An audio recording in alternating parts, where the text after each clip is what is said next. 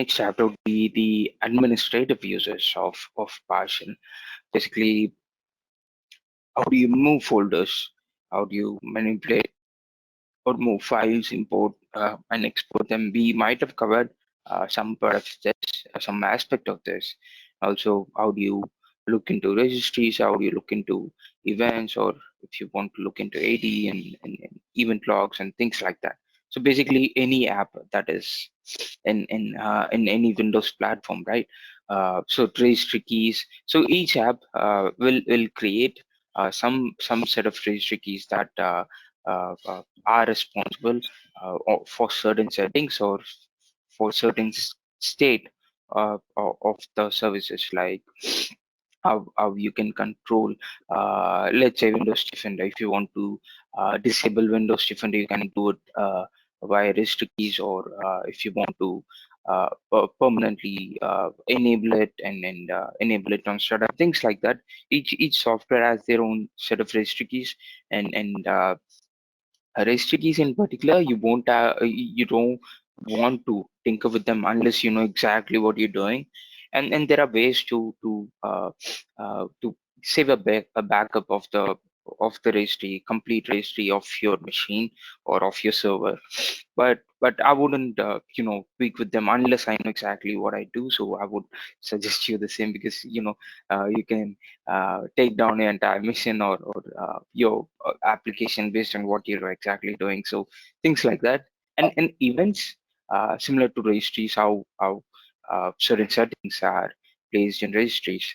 What happens in events is each app create their own set of events. Like when you log in, um, when you log in on, or when you access a certain database, it totally depends on what sort of login you've enabled. And let's pick an application, or let's take your system as an example. Let's say your SQL servers are getting down, and you don't know who brought it down, or who shut it down, who rebooted it, but you have to know because you have to fix it, right? So in those cases, event logs will be helpful. So basically, in system logs, you'll know who shut it down, when they shut it down, or who rebooted it and when they did it. And let's say there is some sort of error that is causing your service to not get up. Like you're trying to start your service, it doesn't start at all, or it starts and then it stops, or things like intermittent issues, like your service randomly stops and you have to start it again, things like that. So if you want to look into deeper, why exactly what happened, and Windows does log things like this, you have to get into. So based on, if you're looking into application, you'll look into application logs. And then if you're into something that is respective to your system, you'll look into system log. So basically, it'll have some sort of a definition of what the issue was. Or let's say if you're looking at a reboot event, it'll say who the logged in user was the timestamp, and if they mentioned any notes. Basically, in enterprise machines, if they reboot or if they shut down, there'll be a pop-up requesting them to provide some sort of comments, and if they did provide it, it will be there, and things like that. Okay. Have you used registries or event viewer previously, or AD? Mm, No, okay, it's no problem. Okay, one sec, I'll just hook up my monitor. So let's start with registry keys. So before I go with the registry keys, one sec. Basically, think of registry keys like folders. Like let's say if you want to look up a certain directory, let's say C uses admin temp, what would I do? I would do getf in child item and then /temp. Basically, this is a working folder for this entire entire training, right? So if I do get F1 child item, basically what it does is it looks up that specific directory. So /temp basically means from user C users admin, look into the temp folder. So that's what you see here, the directory. And basically get -child item, what it means, that's a commandlet. You don't have to import any modules. That's a native command line. So what it does is it will give you all the files within this folder. Okay. So basically, Okay. we're going to use the same for registry keys as well. Treat registry keys as folders and files within folders. Basically, but it's not files. Those are registry keys. Basic keys with keys with certain values. It could be integers. It could be strings. But that's what it is. So let's say I want to look up a certain registry key. Let's send ref and child item. And have to give a path. Of course, you can use this switch. Have you seen registry keys at all, or have you ever gotten into registry editor and took a look at the? Uh, okay, if not, no Mm, worries. One sec, I'll just no. show you how it Registered is. key for apps? Yeah, these are okay. I'll show you. No. Okay, so to open this, you'll have to just go to registry editor. Just go to start and type registry editor, or go to run and do I think regkey.msc. Yeah. So basically, this will pop up. So for each of the application that is present on your mission, there are certain states. Let's say if you're uninstalling, I'm not sure if you've done this even in your local mission. If you've uninstalled a piece of software and you reinstall it again, you might notice that certain states or certain settings are still there. Mhm. And part of it is because of registry keys, and some part of it is because of the uh, Registered uh, keys is a part of the system or like it's part of the system. All the Windows machines come with this, and most of your settings are here, uh, so like how I can our side run window this? security and stuff like that. Yeah, sure, totally. And even your Outlook settings, what version of Outlook you use, which profile. Let's say you open your Outlook, right? It Mhm. might by default open your mailbox, and in certain scenarios, if you configured Outlook to open multiple mailboxes, it might pop Mhm. you up to open certain. It pop you up to select a mailbox, or it might just open a single mailbox out of the five that you've configured. Things like that can will also be stored here. So these are the set of registry keys, and yours probably user settings will be in current user or HKey local users, that is HKey users. So every everything will be on. Okay, let me open this for you. So this will keep going on, within the folder there'll be another folder that controls a certain aspect of the software. And based on you seeing this, right, these are the settings of the applications that I've installed in this machine. If you see, so I have Mozilla, McAfee, and things like that, and they have Mhm. certain states, they have certain settings, and they these are stored here. Uh, Let me open a setting which this might not have Mhm. anything. Python Outlook. Let me look from Outlook here. Just give me a sec. It's so Microsoft. Okay, I need to look up Microsoft. Outlook must be somewhere here. And of course, yeah, I don't, I don't use Outlook, so there is nothing. But you're seeing this, right? OneDrive has this many settings, and these are certainly configurable. Even if you've ever signed in, things like that, the telemetry data, and you might need to tweak certain things, like if you want to change the trigger, like where the actual the executable of your file of your OneDrive is located, and things like that. There are in Outlook, let's say you want to change your profile name, or you want to change your default profile to something else, and things like that. There are many things. It totally depends on which piece of application you want to change things for, or you want to look up certain things for. And in those cases, registry keys will be helpful. Even SQL, I'm not sure if I had SQL here. Yeah, SQL Server Management Studios here. There are certain settings to it. Mm-hmm. Just type local, not local users and groups, what is called Active Directory users and objects. Yeah, or type yeah, this is local This groups, right?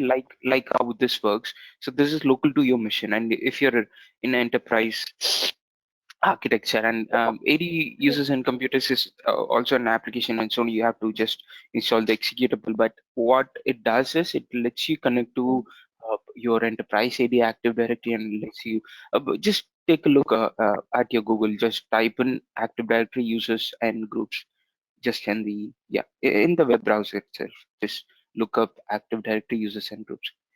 Yeah, Mm. just type it. Yeah, no, just type in Google search. Yeah, Okay. Active Directory.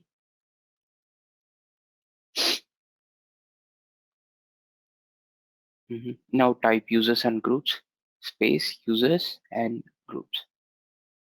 Users. Yeah, users and computers. Select anyone. So these are the, like I said, these are the client for you to scroll down. These are ads. Scroll down. Mm. Just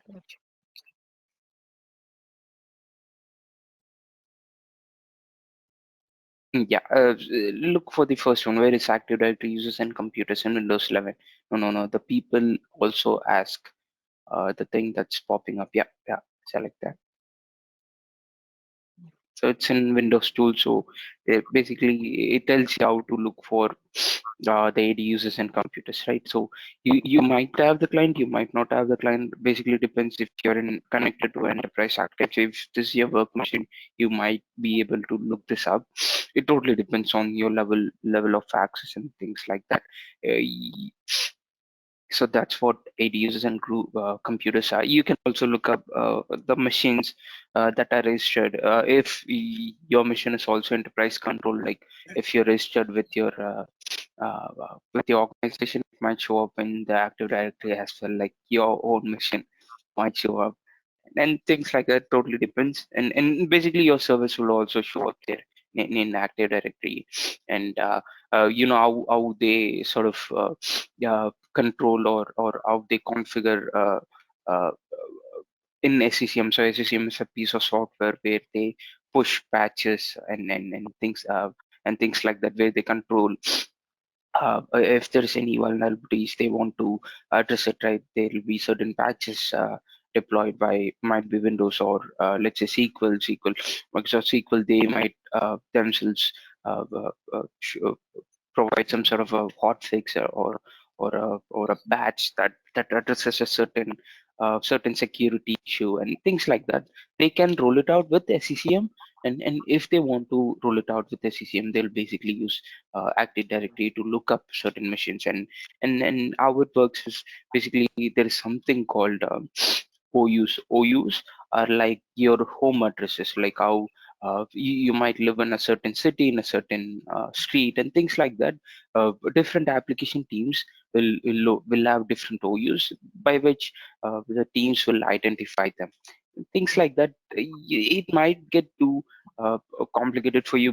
Totally depends on you if you're into Windows, and if you managed when the team is called Windows and VMware team. So basically, what they do is give you machines, create machines for you, create records, DNS records for you, and there are other teams like SCCM who manage these machines. How they manage it, they push patches and things like that. And if you have issues, you might need to get to the Windows admin and things like that. So enterprise have multiple teams, right? So certain aspects of it control certain applications, and that's how it goes. You might not need to know this, but I would still, give you an intro on this. You might need to learn it later and things like that. So yeah, that's okay. what Active Directory is about, and how certain aspects of it covers different pieces of softwares. And yeah, that's it for now.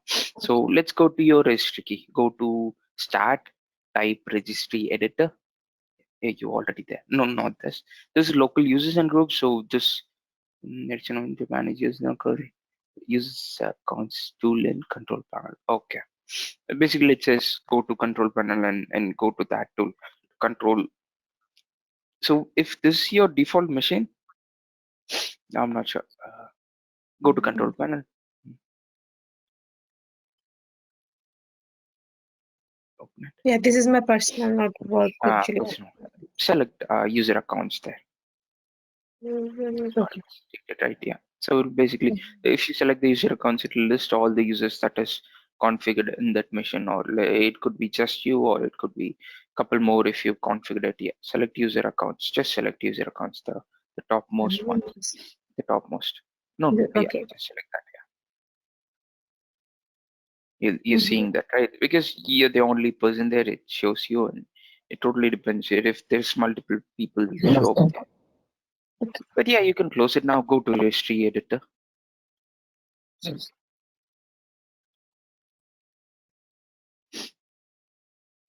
This one? Straight go to start. Close it. This is not registry. Close it. Close this window. Go to start. Go to start. No, go to start.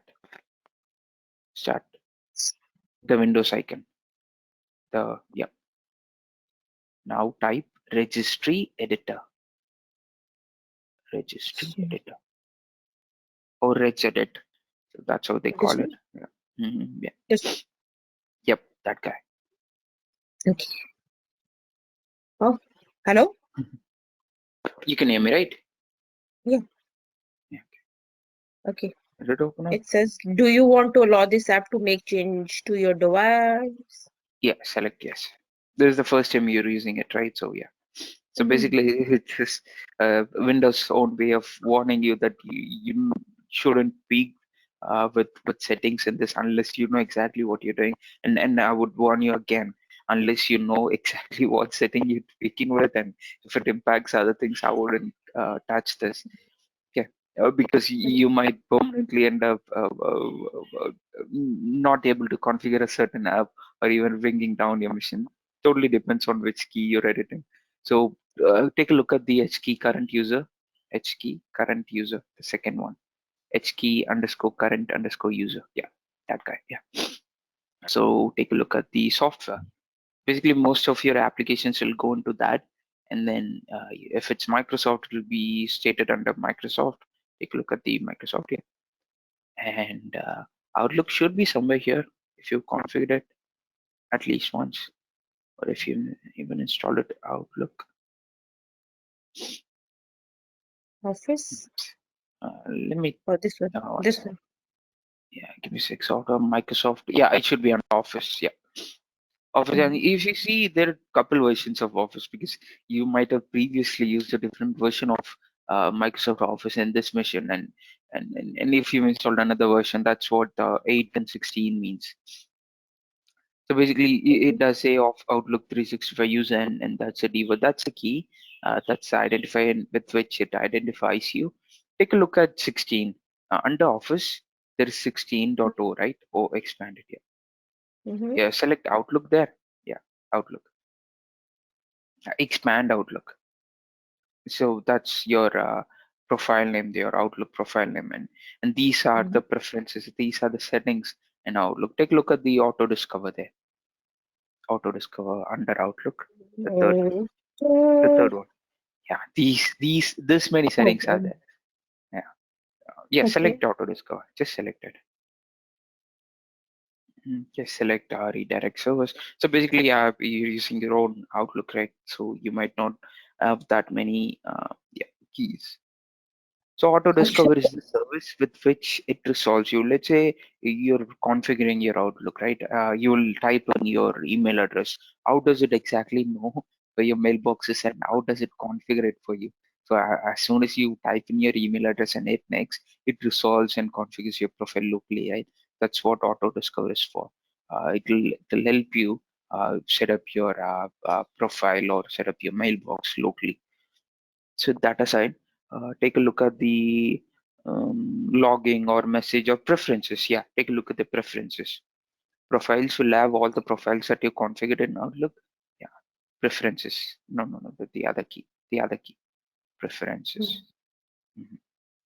Yeah. So basically it says enable default layout and pin mails. It totally different settings on your Outlook. So if you want to look up certain, let's say you want to look up if Outlook profile name or a certain Outlook preference of about 1,000 users, what you can do is you can totally look up your own registry key, copy that path. Or basically, if you're going to take a look at the preferences, if everyone is using the same version of the Outlook, so the key will be present under this path, computer slash. You should take a look at the topmost uh, uh, under file edit view and things like that. So computer slash HKey, current user slash software slash Microsoft, and then Office 16 Outlook preferences.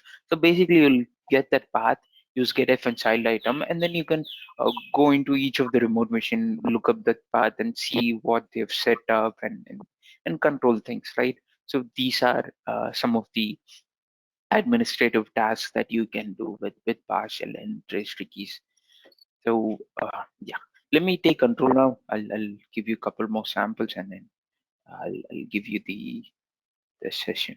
Let me Okay. share my monitor to share. Okay, you can see my screen, right? Yes. So exactly that. So if how you saw HKCU means current user and current machine and local machine. So if you see this HKLM, HKCU, do not panic. So that's basically the shorthand for HK underscore current underscore user, basically HKCU. So for machine, local machine, let me show you. For HK class root, it will be HKCR, and current user it will be HKCU, and so local machine it'll be HKLM and things like that.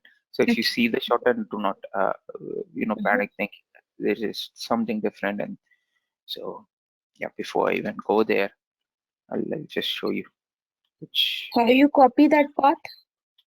Yeah, I Oh, copied you. that in a certain way to do this. Just give me a sec.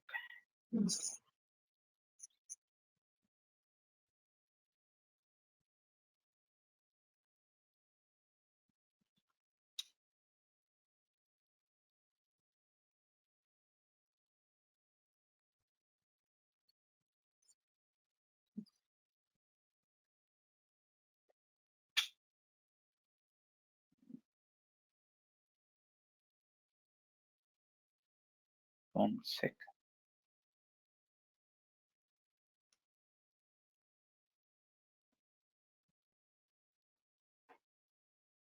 Yeah, it's because I didn't use the. Yeah, basically everything within that path, right? So you don't want to look up everything. You want to look up certain keys. So just give me a sec. What does it say? It's because how I configured the space. Give me a sec. It's because I've mentioned computer here.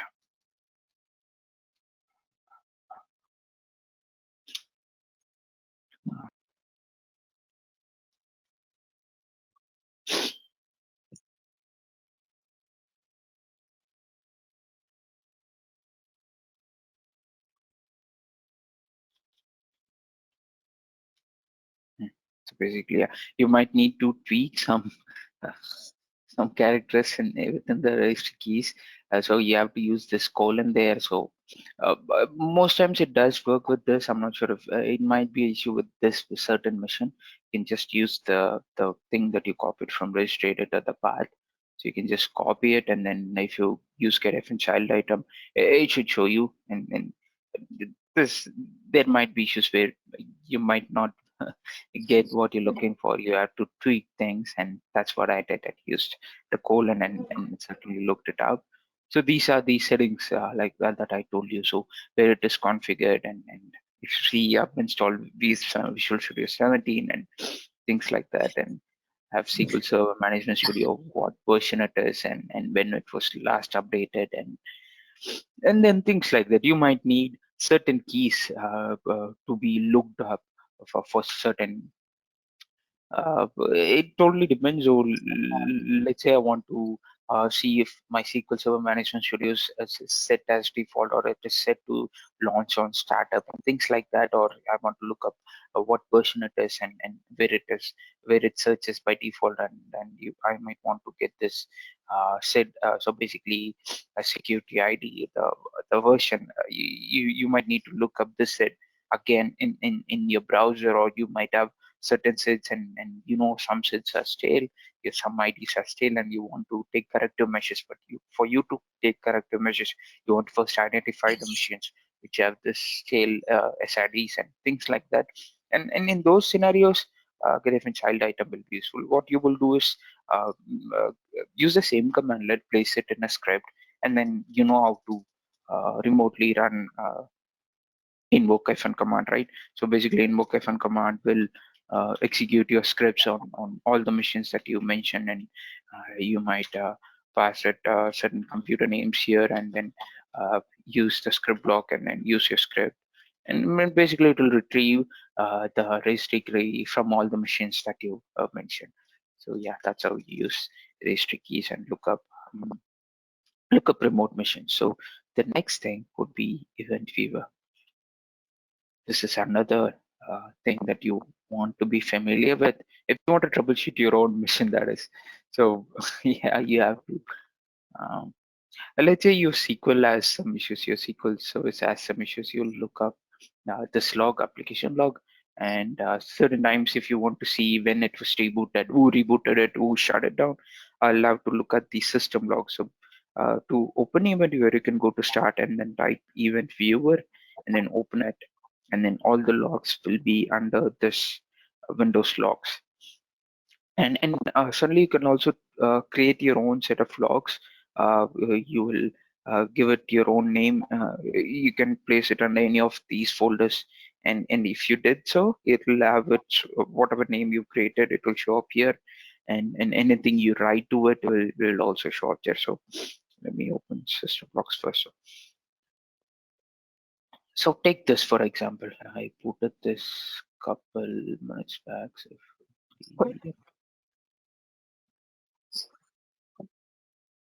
So if you see, these are certain events that there was a patch installed. There was a Windows Different antivirus patch. This KB was installed at this time. So there are times where you don't want certain patches to be installed on certain machines, and for some reason it might, because that's how it works.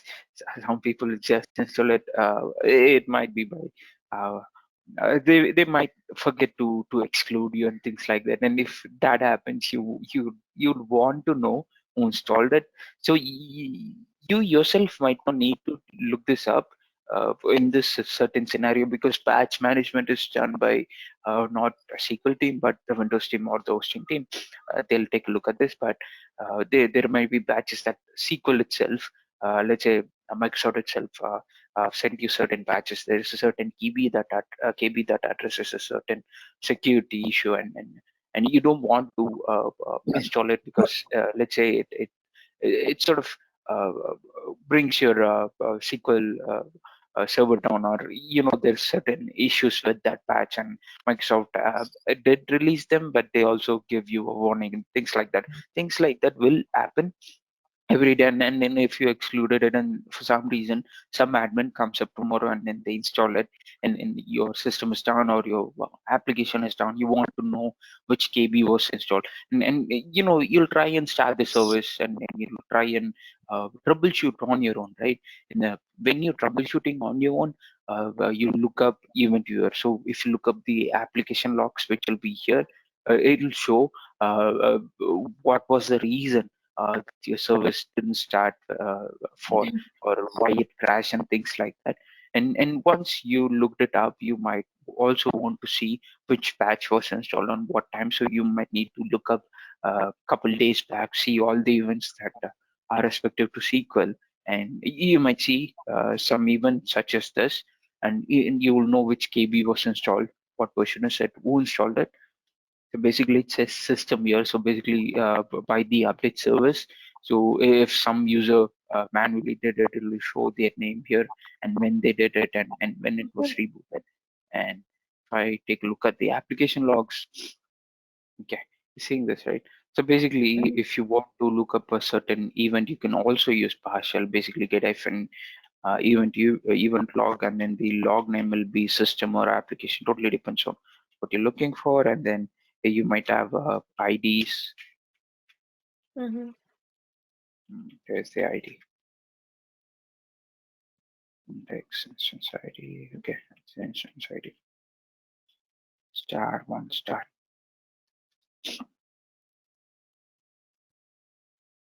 Yeah. Good So one with is this one. these type of commands, I can connect Look up to your Outlook. own event viewer and look up certain events. Yeah, you can also see if your Outlook crashed. Use get-event log and then look up why it crashed and things like that. Okay, you're not using event log, but still I would recommend just knowing the command. Let the command let this get-event Okay. log, just so you know. Okay, for now, let's start with the practical exercise, right? So I'll give you a task. So basically, look up a registry key. I'll make you presenter first. Do we need this one as well right now? Yeah, I'll give you something to do on your own, Okay. so you'll need that.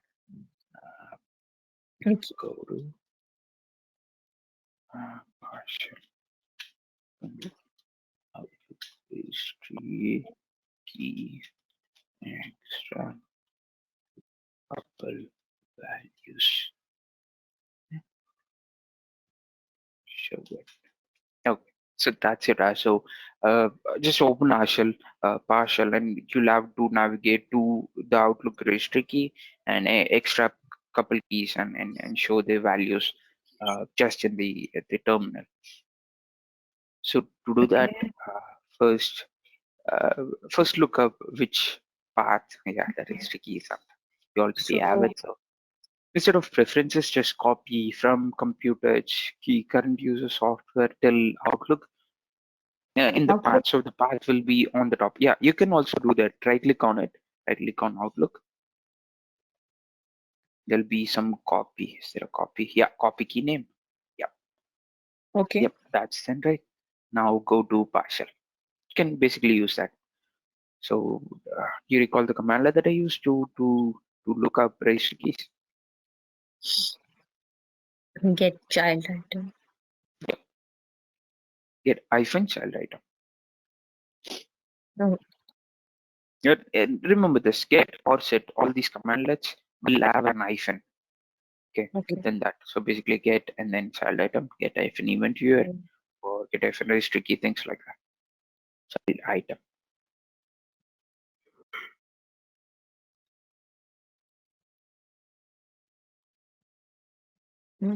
Okay. And space. Now use your path, paste it. If there is no space, you can just check, enter it, select enter, just type enter. Okay. You see this? So what it is, say it does not exist because it is looking up C uses India, because it is taking relative path. It is thinking it's a folder under C uses India. It's not, right? And for it to identify, yeah, you have to use a colon there. Yeah. Hit up arrow again. Oh, Hit up arrow.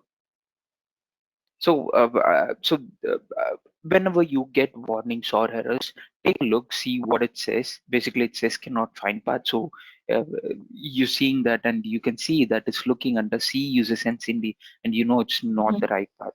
Yeah, that's how you troubleshoot your partial. Yeah.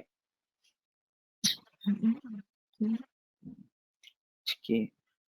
Instead of HK, use HKCU, like how I told you. HKCU instead of HK underscore current hyphen users. The okay. shorthand of it. CU. Just type HKCU colon and then whatever follows here. Yes. Mm, Basically, HK from HK and then yeah, current user C and then U. Yeah. Remove EY underscore. No. H key, right? Uh, Only the letters H and K remains. The EY underscore goes off. Yeah. The shorthand of, yeah, HK underscore current hyphen user is HKCU. That's how it works. Yeah. Now type enter. Yeah. So now you're able to get everything within that. I want you to pick couple keys there, and I want you to print it. To pick, just take a random look, scroll up, see what you want and what you do not want, and things like that. Scroll up. Yep. So forget the first one. Scroll a little down. So add and load times you don't want. Yeah, you might want the login. So I want the logging. So logging as a part. So it does say ETL, right? ETL. ETL is sort of a table which Outlook or native Windows app creates. I think SQL. I'm not sure if SQL has ETL. I'm not sure. Okay, no problem. But I would just pick the logging and then scroll a little down and use. Scroll a little down. Mm. We'll use search, logging and search. Or is it profiles? Okay, no problem. Now hit up arrow once. Logging and search. So you got this, but you want to look up certain keys. So after Outlook, you want to look at logging. So slash and then logging. Okay. Yep. Tab. Hit enter. Okay. Now hit up arrow again. You know there is keys there. Yeah. Now instead of logging, you search. SEA. Search. Search. Not showing. Okay, no problem. Type profiles. Remove search. Type profiles. Yes. Type enter. Enter. Okay. Use search instead of profiles. Search instead of profiles. Look up Outlook slash search. Hit enter. Okay. So inside search, you want to look up catalog. So search. Okay. Yeah. Slash names. Okay. Yeah. That's how you did. After search, do slash catalog. Slash catalog. Because that's the name of the property, right? Yeah. Catalog. You're seeing the name, right? So there is a name and there is a property. So name basically refers to the catalog, CATA, the one that you in your screen. There is a name field and a property field, right? Yeah. Yeah. Hit enter. Oh, God. Okay. Just give me a sec. Slash dot. Or do this. Hit up arrow and hit up arrow twice again. Now it's space. Now pipe it to select an object. Pipe. Select object. Select object. Select SELE. Oh, okay. The keyword is select object. It can be select or select object. Like I told you, never use shortcuts. Always use the expanded ones because someone else need to look up your script and shortcuts can be cumbersome. Yeah. Select object and then space catalog. So you're looking up a certain catalog. Yeah. Hit enter. God. Just give me a sec.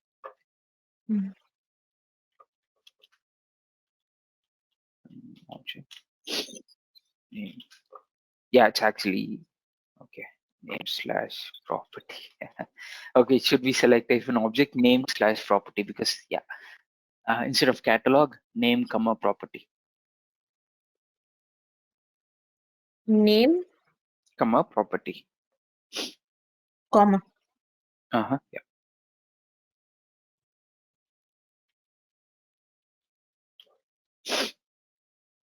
Yeah. So now we've extracted a key, and then that's the path of the key, and that's the property of the key. You can do an FL after select an object to expand this view. Where is FL means full list. Yeah, hit up arrow once and then again use a pipe and then type FL. Up arrow, pipe, FL. FL means full list. Yeah, hit enter. Yep, you're able to see. So this is to just show you the expanded format of it. But this is how you extract keys and their values. So you went into a certain key, you went into your Outlook, and there is a version, and then you looked into your OST. OST is basically your so whatever Outlook you use, where does the data go? Does everything just come from your internet? There is a local file where it sort of saves your emails. Let's say you log in today and there is about 10 emails that you receive. Does it always get those emails from the server, or does it locally save the versions of those emails in your machine? So it actually stores it locally, and then the local file is called OST. So that's how that's what you're taking a look at. And if you have any issues with Outlook, you might need to look up if you have multiple OST files, and if you want to remove stuff like that, totally depends. But yeah, that is what this file is for. So you might need to look up certain keys of certain apps, even SQL, and this is how you do it. Use getF and child item, you select the property, and then you have to extract this information. You might want to report it. You might then take a look at the report and troubleshoot, or you might need to remediate some of your SQL servers and things like that. But yeah, this is how you use it. Let me know if you have any questions on this. No, I don't have any question right now. Okay, that's it for the administrative use cases.